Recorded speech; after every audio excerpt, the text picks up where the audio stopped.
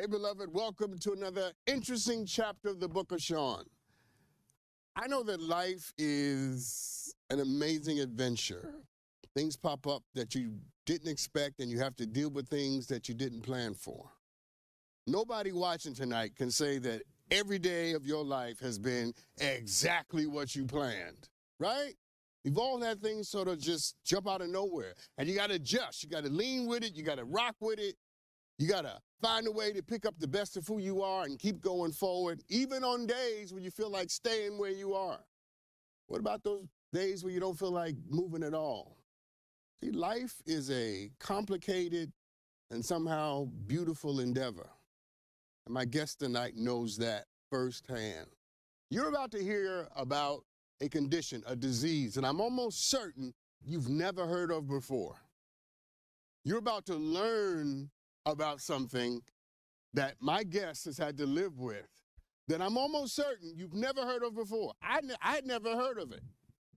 And she's here tonight to tell that story. And not just tell that story, she's here tonight so that I can speak to her soul, to her spirit, to make sure that even as she deals with the unexpected, that she maintains expectation.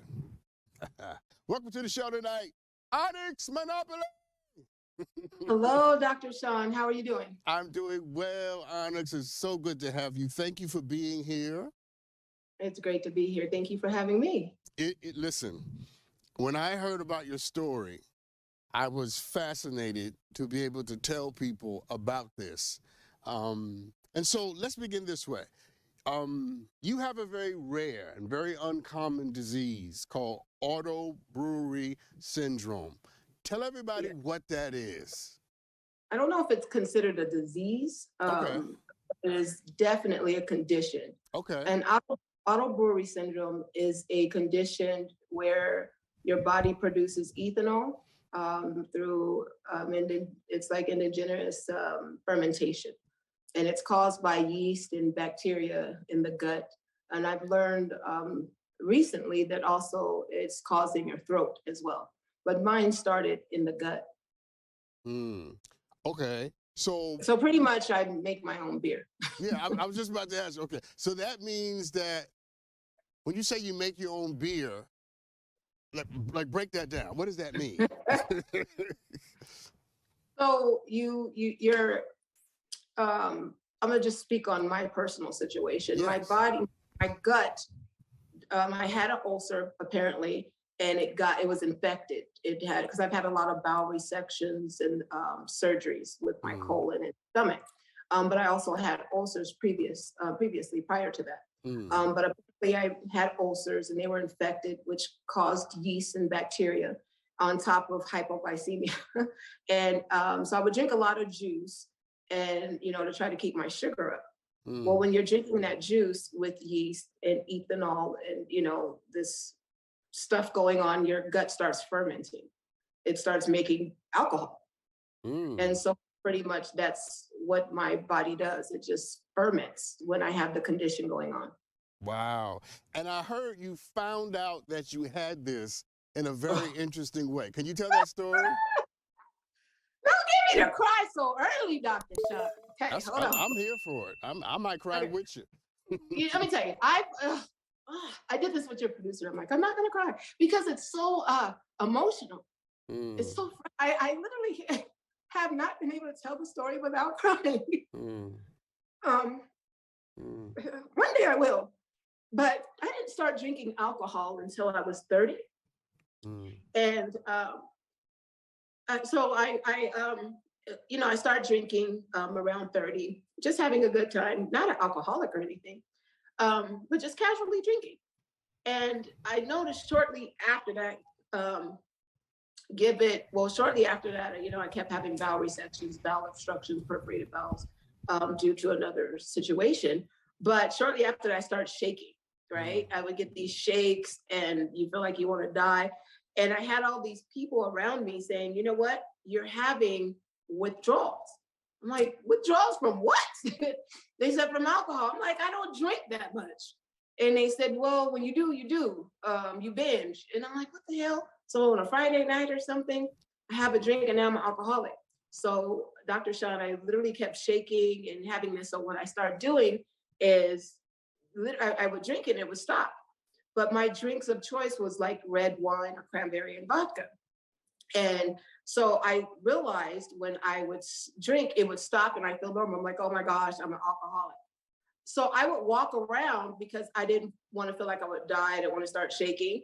I would walk around with cranberry and vodka in my purse. And next thing you know, I think I was turning into an alcoholic to make this stop.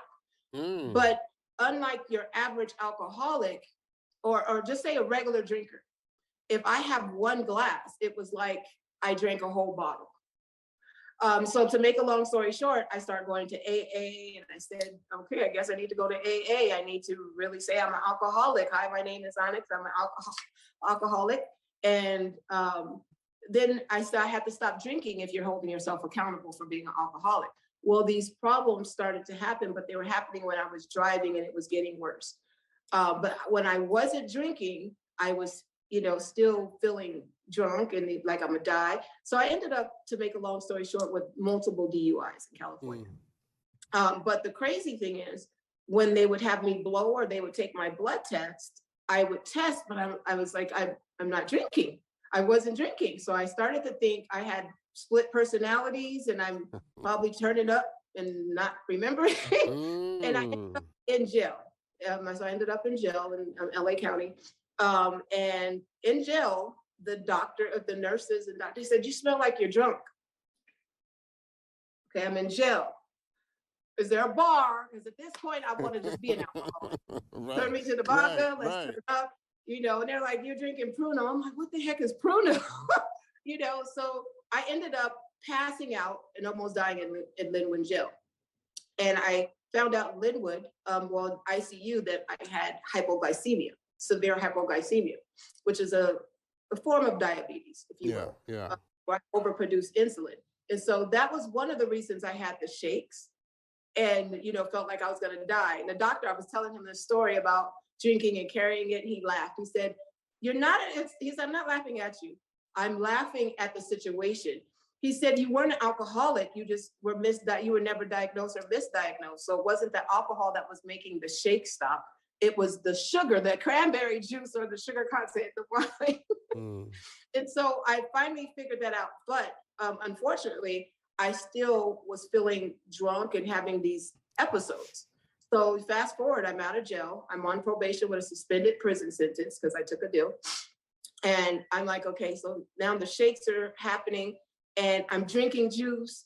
I'm eating sugar. I'm just trying to keep my sugar up. But I noticed the more I would drink, the more juice I would drink, and the more I would eat to try to bring my sugar up, the dizzier I got. I started to feel drunk. The room would spin. And so I end up one day I said, something is wrong and I don't want to go to jail and I'm scared to drive because I don't want to get pulled over and go through this whole DUI thing again. To make a long story short, I end up at the hospital. And I said, I'm not drunk. I'm on probation. I don't want to go to prison. Please help me. I promise I'm not drunk, but I feel drunk. Blurring, I'm losing my bladder. Okay, stop for a moment. Yes. In that moment, when you're having to tell someone, I'm not drunk, I'm not crazy, but something is wrong, how are you feeling? Crazy. Yeah, not just crazy. There's more. How else are you feeling? Crazy. And you really feel drunk. You feel drunk and you feel crazy, Dr. Sean. This stuff, the crazy thing is I still have episodes. But Onyx, stop a second, stop. I don't want to rush. I want to slow down. So in that moment, I know you feel crazy, but do you also feel hurt? You feel scared? Are you embarrassed? Embarrassed? There you go. Yeah. There you go. It's great because I'm telling this story and I've told it 1,000 times by now. But that feeling of embarrassment is still there. Yeah. The hurt is still here. Yeah. Because I can't really go places anymore. Like I have events, I have stuff coming up, but it happened last year in LA where I had an episode and it was so humiliating. And when you have to rethink these things, it's frustrating because like right now, the emotion is one, happiness that I have an explanation now. I have Right. a name for it. So this is like you have the tears of joy, but you have the tears of pain because I still have a felony. I still have the stories and the embarrassment, you know. But you know, it is what it is. But it's exciting, liberating, and still frustrating and embarrassing, all in this gum. No, listen, I can understand that. I cut you off before you got to tell us how you exactly found out that you had this. So go back to that. Go back to the very moment where you're at the hospital. You say to them, "I'm not crazy, I'm not drunk, but something is wrong." How did they find out and have a name for this? Well, they tested me and there was alcohol in my system, and they asked me what I ate, what I drank, and I let them know. And so what they did is they admitted me, and then they start what is it called, like an evaluation where they it's called an evaluation for the sake of my sanity right now. And they start feeding me, and like they're like, you're gonna eat this, you're gonna drink this, and we're gonna pull blood. And you're gonna eat this, you're gonna drink, and it's like, I'm like, you know, I have no stomach, right? I can't, this is great, I wanna eat, but I can't eat all of this, and I had to. And that's when, you know, so after 3 days of testing and blood pulling, excuse me, the doctors came in and they said, so guess what? You're not crazy. And you're not an alcoholic. And we know you weren't drinking. And I'm like, thank you. I'm not going to jail. I was waiting for the police to come in and say, you violated your probation. Upstate you go. You know, and I said, so what's wrong with me? And they said, you have a very rare condition where you ferment in your gut and you brew your own alcohol. And I'm like, you can't make this up. Right. No. Right. Out of all the things a doctor might say, you never expect the doctor to say that, right? So you mean I don't have to go to the liquor store? I can just sit here and make myself sick? It's not even, the crazy thing is, it's not the same kind of drunk. You're not excited for this kind of drunk, you know? Well, listen, I was just about to ask you, tell me what the doctors told you you had to live with it and what the limitations were for having this. Well, it's not, for me at least, it's not an ongoing thing. Okay. It's, you know, I have to have an ulcer or an infection. But because, again, I've had stomach cancer, bowel resections, perforated bowel, so many surgeries on my, on my abdominal tract, that I am susceptible to ulcers or infections. I have a lot of ileus and so on. But when you have auto brewery syndrome, you are not supposed to drink. And that's so hard when you love a glass of wine on a date or something, you know, but you're not supposed to drink. You have to limit your carbs, you know. So, you know, bread, anything that is high, you know, carbs, it's something with carbs and bread, because I think bread has yeast. Yeah. It can instigate it if you have the situation.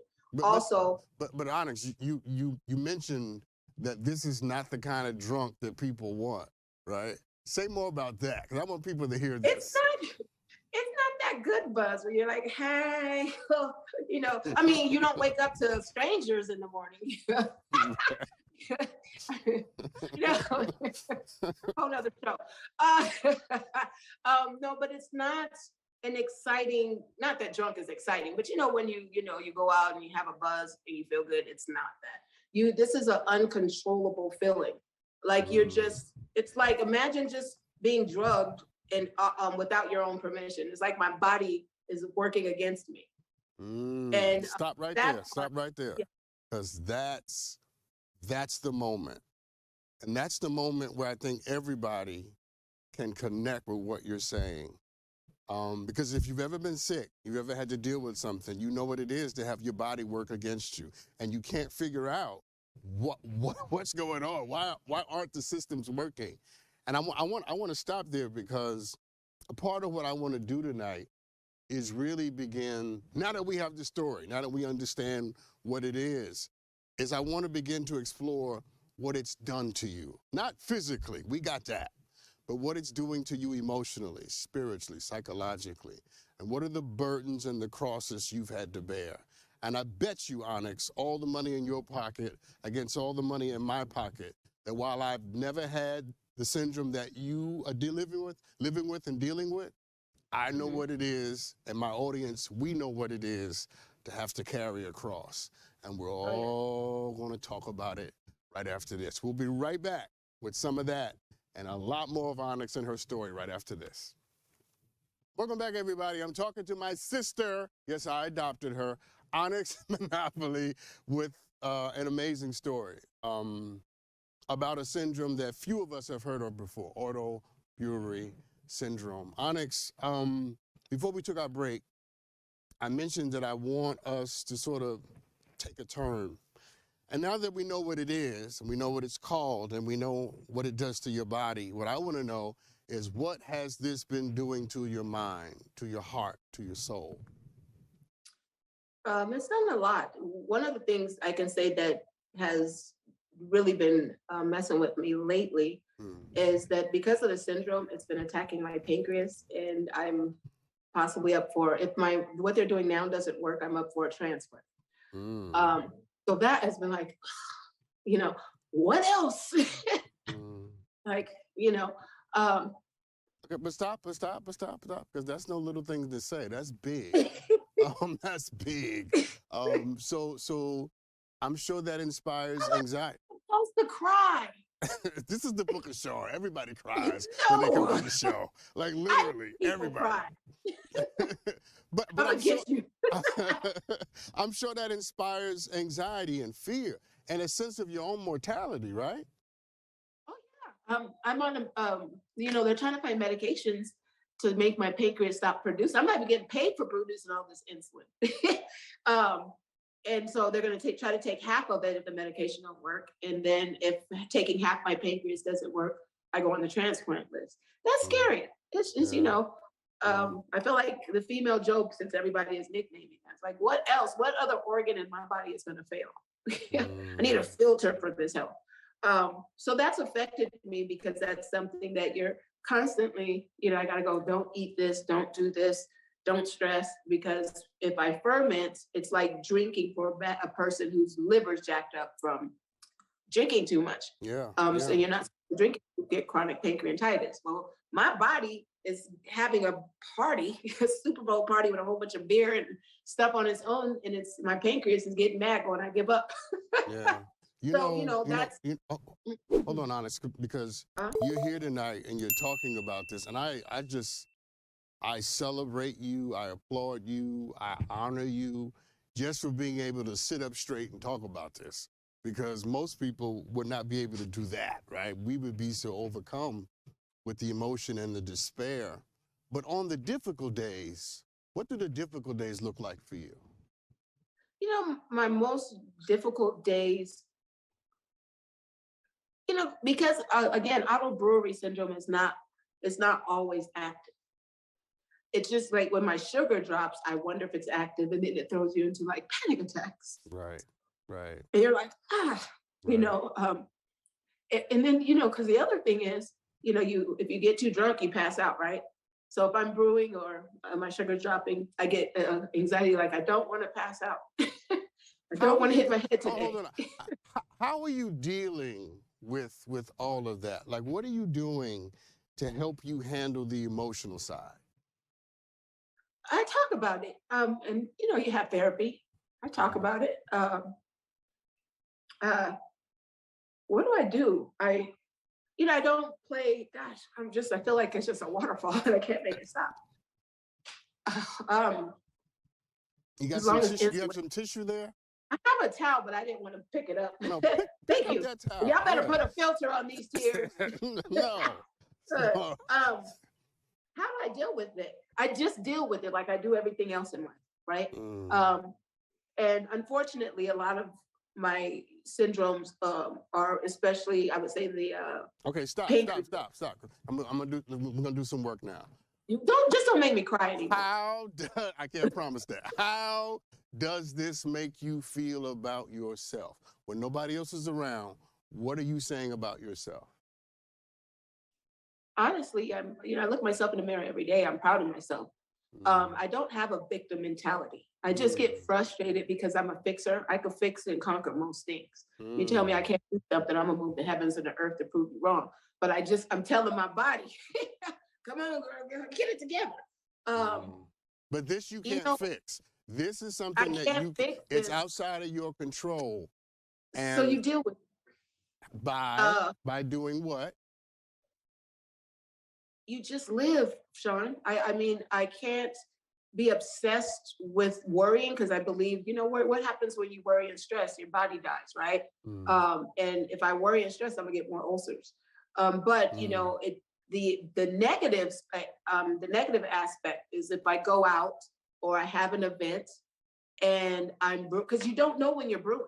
You don't. I take antacids. I take all these medications. Are you going out? Do you go out? Not much anymore. I've actually even, not only because of the vid, but because of my condition, I've simmered down on doing big events because last year I was humiliated at an event in LA. And, it was just, I feel like I need to figure out how to do a test before I go out or something. So I would say that's probably the biggest, because I love people, right? I talk a lot. Do it for a living. Hold on. So what you've done is you sort of curtailed that. There it is. Yeah. And honest, I'm gonna push you now. Okay. The truth of the matter is that's how you're dealing with it. It's easier. Yeah. One of the other ways though, I did figure out. I was talking to my doctor and my therapist about it. When you go out, you let people know. If I'm doing an event, my staff already knows or my assistant knows. People around me know. But it's also great to tell other people. And I've learned not to go out and drink. I'm not supposed to drink. I'm human. Sometimes I'll have some wine. Onyx. That all of that being the case, we're going to go back to where the meat of this is. You're dealing with it by being a recluse and a hermit. And at least in some part, at least in large part. And what I want to know is this: are you okay with that? You know what? Yes, because it's easier to protect yourself. Okay. You ready for me? No. I know you're not. But that answer, you're a truthful and honest woman, and I respect you. But that's not an honest answer. That's a safe answer. That yes, you're okay with it, and you're not okay. Your heart. Your natural disposition, just for me talking to you tonight, is that you are vibrant, you are bright, you shine in a room, people like you like people, and the fact that you now have to curtail your life, maybe mentally, you understand why that has to happen, but emotionally, spiritually, your soul ain't okay with that. No, don't answer, because I don't care what you say. I'm not believing that. Nobody's going to convince me that your soul is okay with that. Not buying it. No. No. I've been around you for 25 minutes, and I can tell that you're vibrant, you're ebullient, you have that spark, right? And to not be able to share that, you're not okay with that. Okay, I've grown okay with it. Oh, okay, you know what got me a little bit? No. A little bit. No. A little bit. I'm not saying that it's not functional. I'm not saying that it may not be working for you on some level. I'm not saying that it doesn't make sense. But I'm saying at the level of where your spirit speaks, if you didn't have to deal with this, no. The cool thing is that, we had a pandemic that helped me.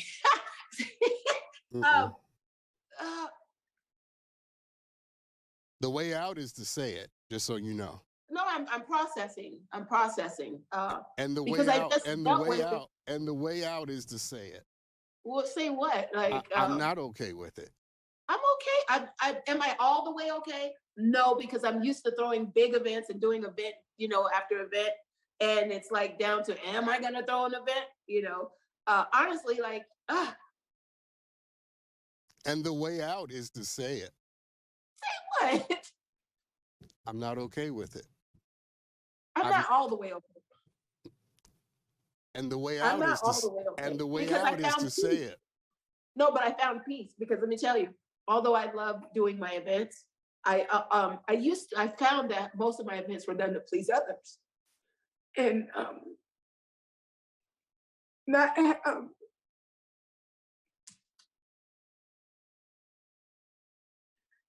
being more of a recluse in searching and trying to fix me and becoming selfish. I've been able to breathe because it costs me no money to throw these events to please other people.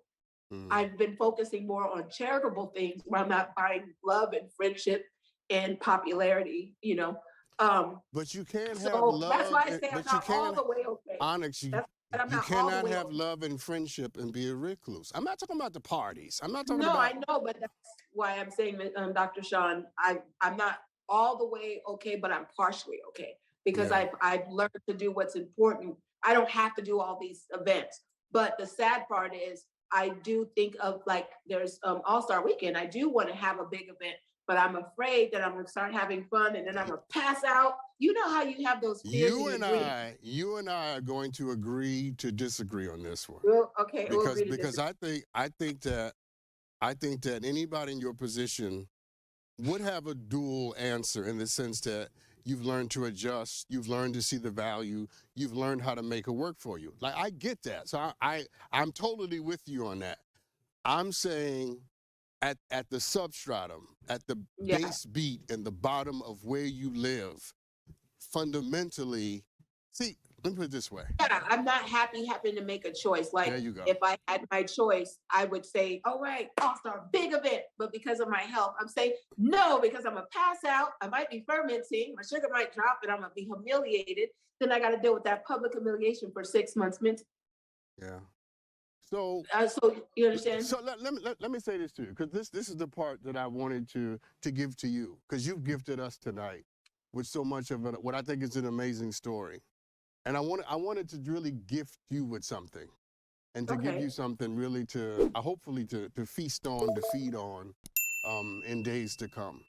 Because as I listened to you tonight, and I listened to you on many levels, and as I heard some of your struggles and your trials, the thing that came to my mind is you have to come from an extraordinary family. You have to come from, I'm not talking about just your mom. I'm talking about your great-great-great-great-grandfather and your great-great-great-great-great-grandmother, because your resilience and your courage and your ability to be knocked down and get back up again is extraordinary. There are few people on the planet who could bear the cross that you've been nailed to and not want to die immediately. The fact that you can smile and put makeup on and be beautiful is a testament to the truth of who you are. And I know you have this syndrome, and I know it's limited and changed your life, but I also know that you got something that makes you strong in places that doctors and medication and diseases cannot reach. And I don't care what happens next or what comes next, 5 minutes from now or 50 years from now, what I see when I look at you is your strength. You are the embodiment of courage, and it is beautiful, and it is marvelous in my eyes. And I want you to know that. I want you to know that as much as you've lost, you've gained some things. And what you know that most people never find out is how strong you really are. Thank you, Dr. Sean. I'm done. Listen, I want you to go forward. I want you to be amazing. And whatever happens, I want you to know there's somebody in LA who believes in you. And that's just how that is. Listen. Thank you, Doctor. Thank you, Onyx. I appreciate you. Thank you for having me. Listen, everybody, when we come back, I had a few aha moments from that conversation, things that I learned, things that were reiterated in my mind. What an amazing story. What an unusual condition, right? We're all dealing with something. You'd be surprised at what the people in your life are dealing with, and you don't even know it. Let's take a break. We'll be right back right after this. Listen. Got a lot of aha moments out of that. Play the bumper, Hailey.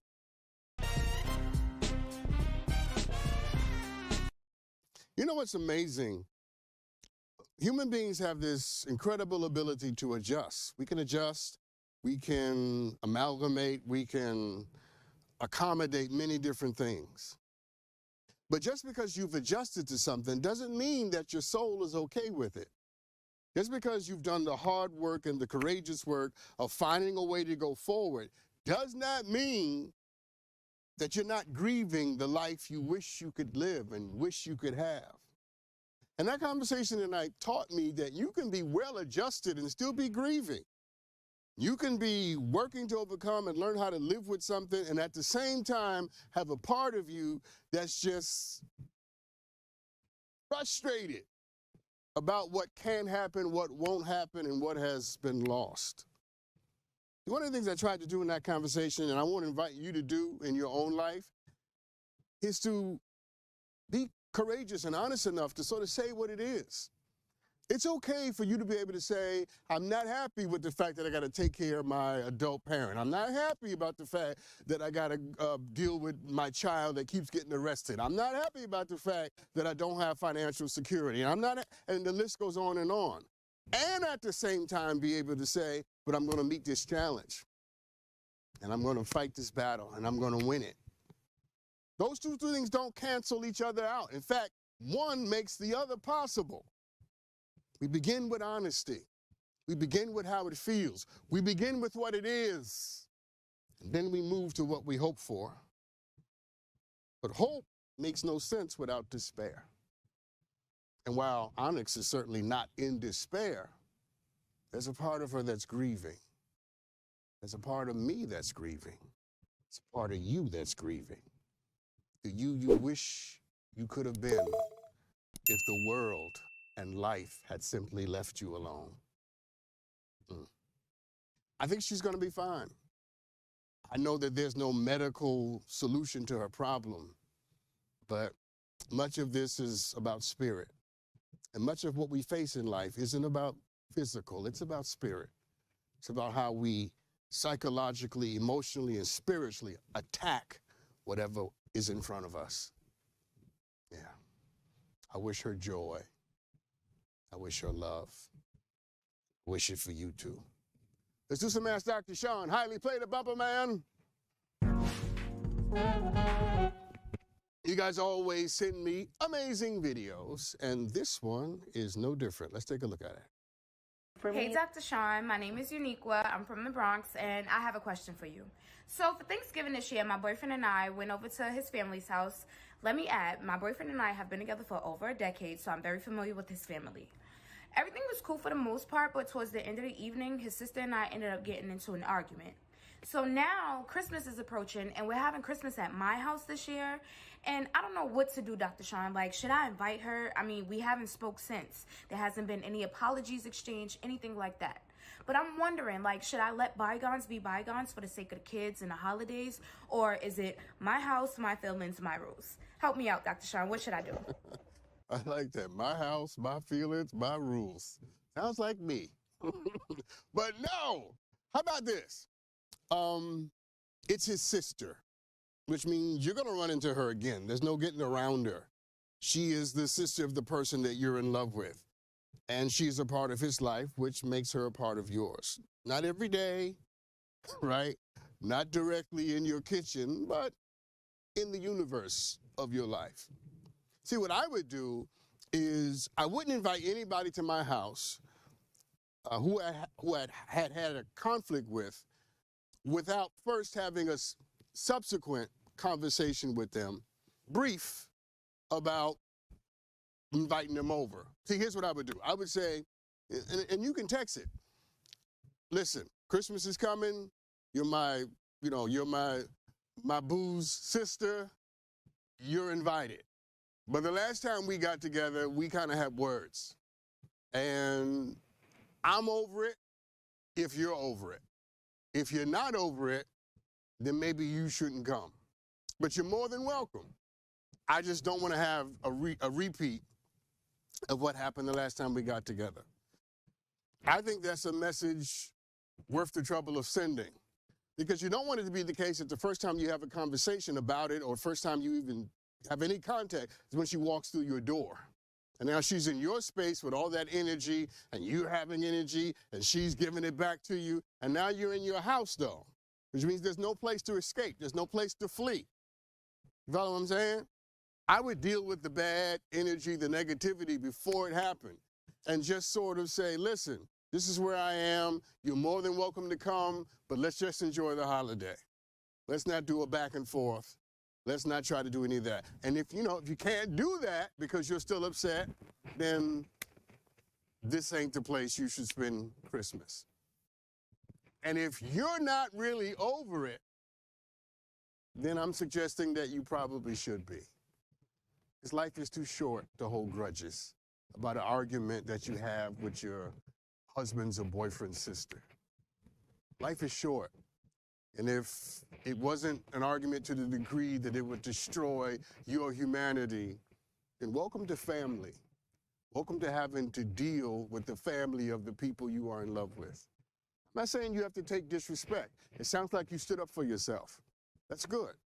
So now that you stood up for yourself, you put your foot down, and now that people know you can't be run over, you're not a pushover, there's no need to drag this out. You've proven your point. She knows, and everybody in the family knows. Messing with you comes with a cost. Now show them another side of who you are. Show them that you can stand up for yourself, you can argue somebody down, and then you can pick up the best of who you are and move on. Yeah. How about that? Let's take a break. We'll have some more Ask Dr. Sean right after this. Welcome back, everybody. So someone emailed me this question. My girlfriend asked me what I wanted, for Christmas. To be honest, I am bored with our sex life. And what I really want is for her to let me have sex with another woman. Is there anything wrong with me asking her to gift me with a hall pass for Christmas? Jesus. Yes. Yes, there is something wrong with that. Okay? Because there are other alternatives to simply getting a hall pass to be with another woman if your sex life isn't what you want it to be.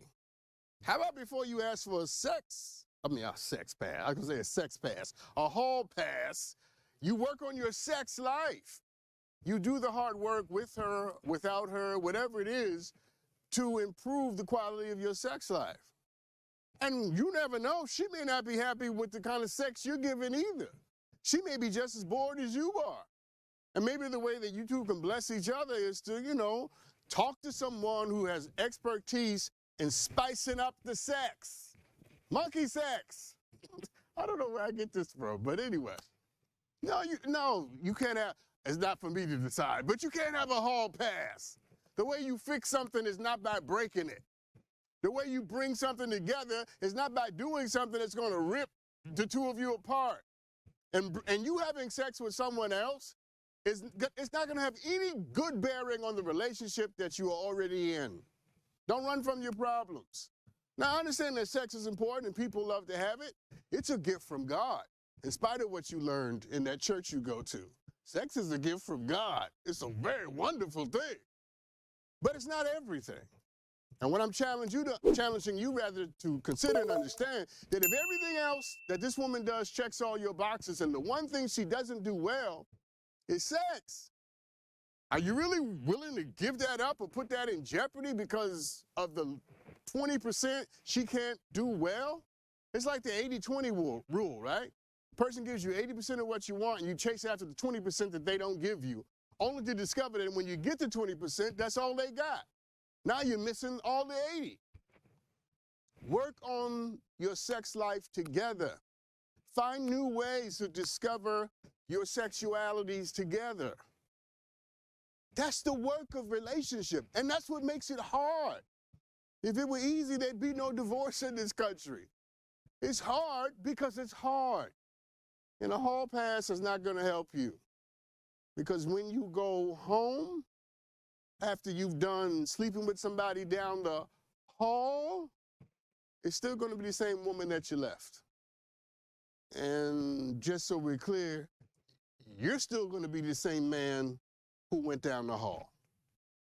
How about we try to get better? How about we try to improve before we run from the things that seem too much to bear? All right. Not another video. Amazing videos today, by the way.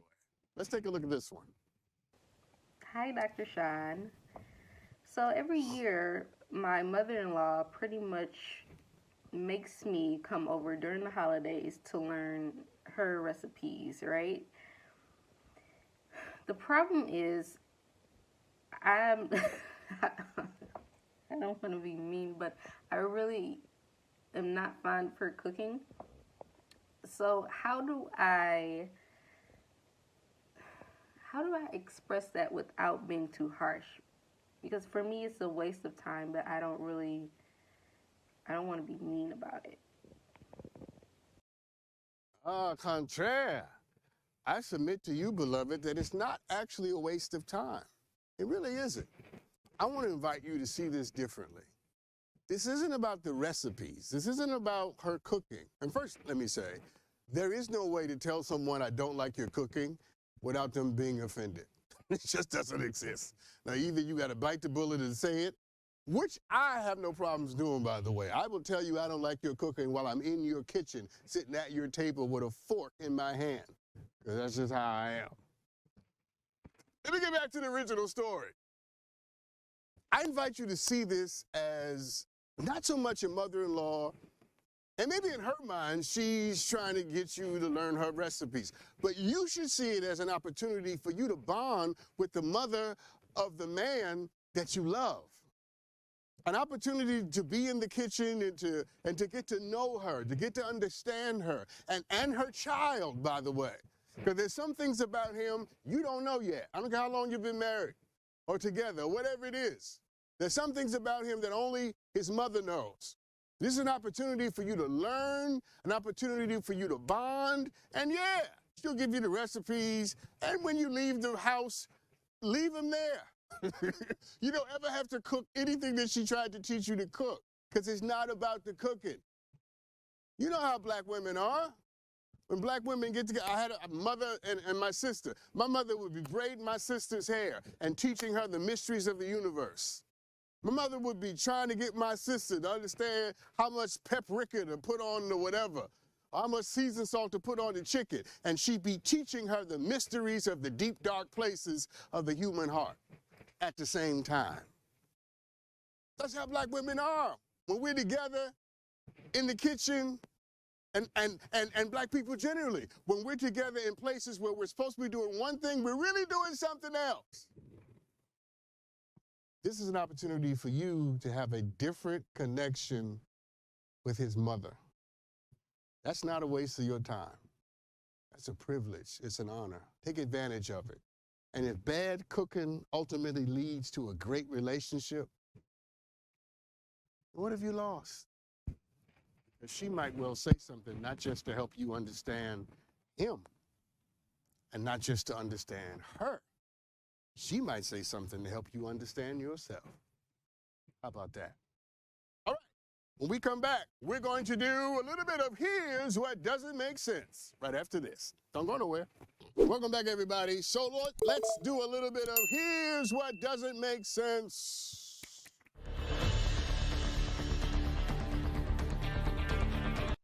Holly was on it right there. All right, so let's talk about college. An independent federal agency is calling on Congress to help students deal with the fact that the cost of higher education remains a secret and a mystery in this country. The Government Accountability Office recently reported back to Congress that it should require colleges and universities to give students an accurate price for the cost of their education. The report found out that most colleges and most universities fail to provide all the information that students need to know in order to determine how much it costs to attend one of these universities and colleges. So when a student is accepted into a college or a university, they usually receive a financial aid letter which lists the cost and grant and loan information and all the things they're eligible for to help them defray and handle those costs. But the Government Accountability Office found out that when colleges and universities send out those letters, they don't tell you all that it costs. They're hiding some of the costs. Now, this is crazy on two levels, okay? The first level is colleges and universities are supposed to be the places where the investigation of truth happens. We go to college and university so that we can understand a little bit more of what's true about the world. And yet colleges and universities are lying about the cost. We go to get truth and you're lying about the cost. How do you think it's going to turn out not telling people the truth about how much it's going to cost them to learn and be better people? You can't hide what it costs to learn the truth. In fact, that's part of the pursuit of wisdom and knowledge. I don't understand why universities and colleges cost so much money to begin with. Somebody explain that to me. Go. Explain to me why does it cost so much money to go to a college or university? I don't get it. And you know, I love colleges and I love universities. I think people should go. So I'm not one of those people who says, you don't need to go to college. Yes, you do. Just so a woman on social media tearing up the airport in Miami, she clearly did not go to college. I'm just saying, college is a good thing. It's a great thing, but why does it cost so much money? And more importantly, why are colleges and universities lying about it? You see, if you tell me the truth, I can handle it better. I can make a better decision. And once again, that's exactly what colleges and universities are supposed to be empowering people to do. But here's the last thing I want to say about this. You can tell the end from the beginning. And if something starts out with a lie, I promise you that a lie is going to manifest itself somewhere in the middle and definitely at the end. You can't expect people to emerge up out of something better if the relationship began with a lie. And withholding information, I don't care what any man says, because men like to do this. I don't care. Withholding information is a form of lying. Tell people the truth and respect them enough to let them deal with what the implications of that truth might be for them. Anyway, let's talk about marijuana. Let's talk about crack, because this story is about crack and cocaine. Attorney General Merrick Garland has instructed federal prosecutors to end sentencing disparities between people convicted of crimes involving crack and those convicted of crimes involving powder cocaine. All I can say is it's about damn time.